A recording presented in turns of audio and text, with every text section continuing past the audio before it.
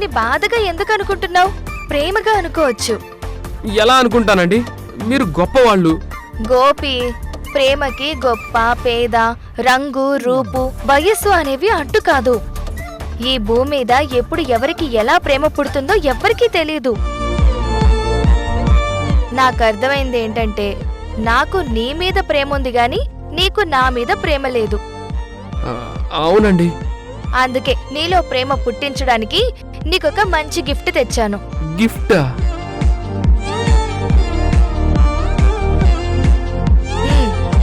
ఏంటివి? పుస్తకాలా? ఎందుకు? నీలో ప్రేమ పుట్టించడానికి. ఎవరైనా పుస్తకాలు చదివేది పరీక్షలు రాయడానికే గాని ప్రేమించడానికి కూడా పుస్తకాలు చదువుతారా? ఈ ఐడియా ఏదో బాగుంది. నువ్వు ఈ బుక్స్ అన్ని చదువు, ఇందులో ఉండే లవ్ ని అక్వైర్ చెయ్యి. ఎక్వైరా? అక్వైర్ అంటే నీకెలా చెప్పాలి?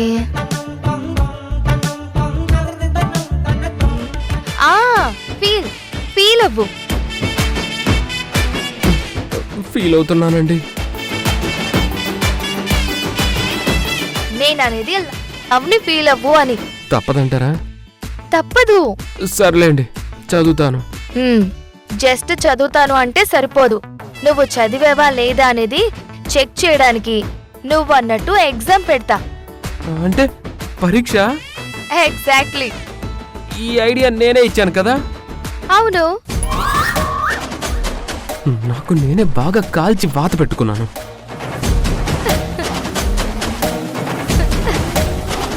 చదవాలంటారా? చదవాలి.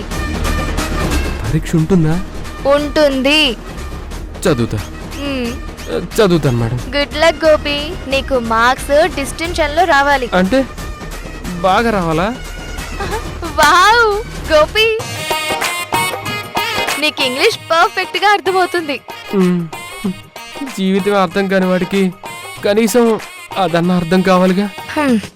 All the best Gopi. Thank you madam.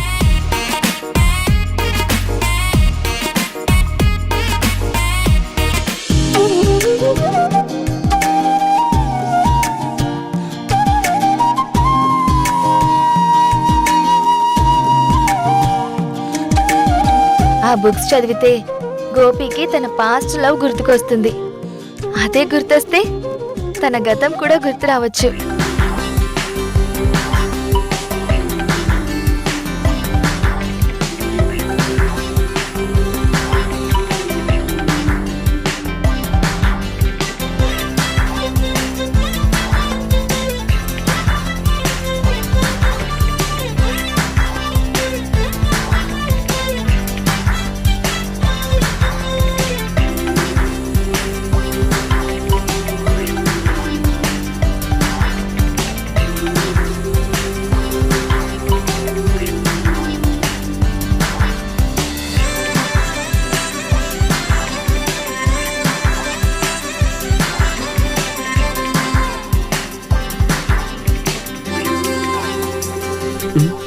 ఇదేంటి, ఈవిడ ఇంగ్లీష్ పుస్తకాలు ఇచ్చింది, నాకు తెలుగు చదవడమే సరిగ్గా రాదు.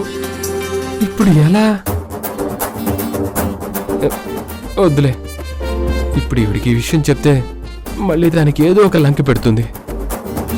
మనం ఏదో ఒకటి చెయ్యాలి. ఏం చేద్దాం ఇప్పుడు? ఎలా?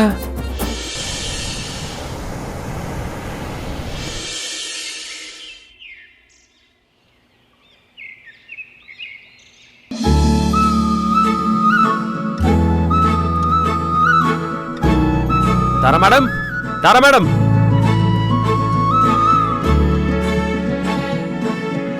మేడం మీరు ఇక్కడ ఉన్నారా?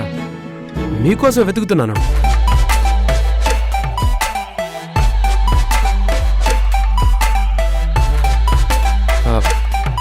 ఏంటి మేడం ఎలా ఉన్నారు?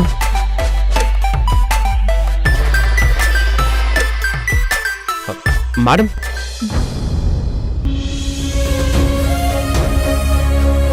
మేడం ఏంటి మేడం అలా ఉన్నారు? ఏం ఆలోచిస్తున్నారు? ఓ వికాస్ సార్ గురించా? అప్పుడెప్పుడో మీరు నాకు లెటర్ రాశారని, గిఫ్ట్ ఇచ్చారని, సార్కి చెప్పానని మీ మీద కోపడ్డారా ఏంటి?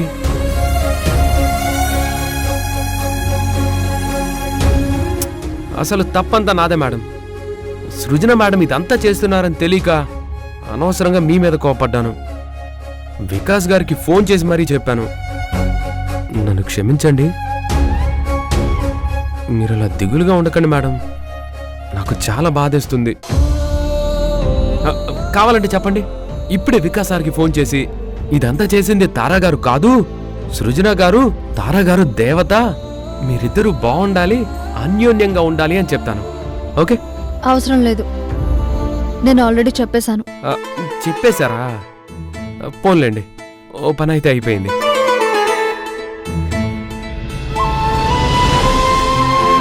మేడం, నాకు సాయం చేస్తారా?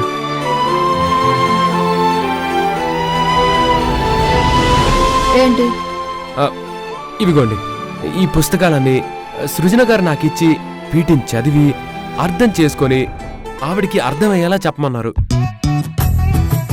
మనకా తెలుగే సరిగ్గా రాదు, ఇవేమో ఇంగ్లీష్ పుస్తకాలు, మన వల్ల ఏమవుతుంది మేడం? అందుకే మీరు చదివి అర్థమయ్యేలా చెప్తే నేను దీన్ని అర్థం చేసుకొని ఆవిడికి చెప్పేస్తాను. నాకిప్పుడు అంత టైం లేదు. మేడం మేడం మేడం, మీరు అలా అంటే కుదరదు మేడం.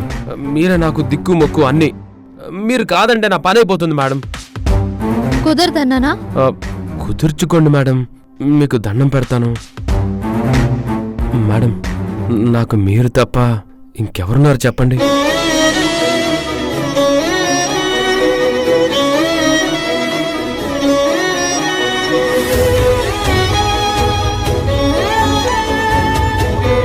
నువ్వు నా సొంతం అవ్వకపోతే నేను చచ్చిపోతాను కాంతారా, చచ్చిపోతాను.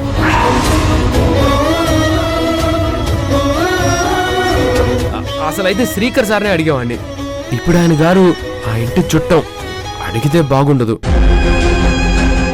నాకింక మిగిలింది మీరే, కొంచెం కాదనకండి మేడం. పోనీ కాళ్ళ మీద పడినా? ఏ గోపి, తప్పు. నువ్వు నా కాళ్ళు పట్టుకోకూడదు. మరి మీరు చదవమంటే చదవనంటున్నారు కదా మేడం. సరే, చదువుతాలే.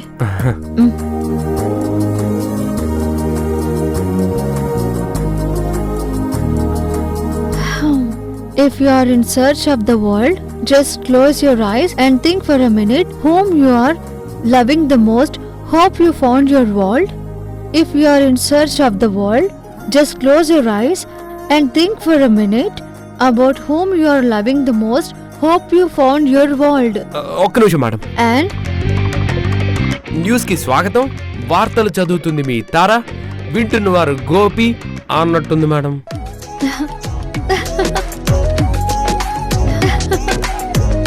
మీరు చదువుకుంటూ వెళ్ళిపోతే నాకెలా అర్థం అవుతుందండి? చదివింది కొంచెం నాకు అర్థమయ్యేలా చెప్పండి. అందులో ఉన్న కథ ఏంటో నాకు వివరంగా చెప్పండి. కదా, ఇందులో ఉన్న కథ కాదు, మన కథే చెప్తాను. నీకు గతం గుర్తొచ్చేలా, నేను నీకు గుర్తొచ్చేలా కళ్ళకి కట్టినట్టు చెప్తాను. వివరంగా చెప్పండి.